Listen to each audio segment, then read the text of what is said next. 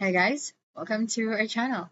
In this video, you will learn on how you can add a custom domain in InifinityFree.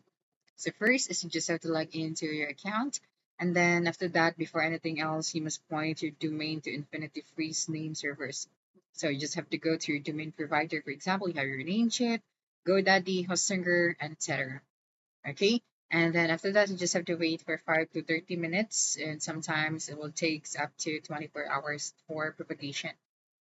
Then the next thing that you're going to do here now is go to the control panel, this one, and then I just have to scroll down and go to the domain section.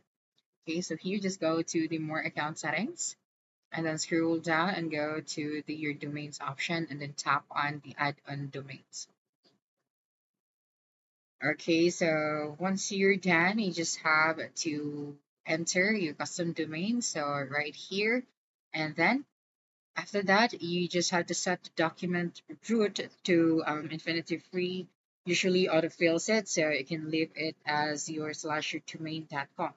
All right, and then the next thing that you're going to do is to upload your website files. So your files should go to the um, your domain.com/ht documents.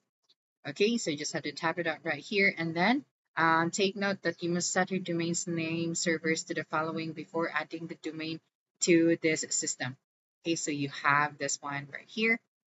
So for example, you have your Squarespace account, then you just have to add this to your name servers.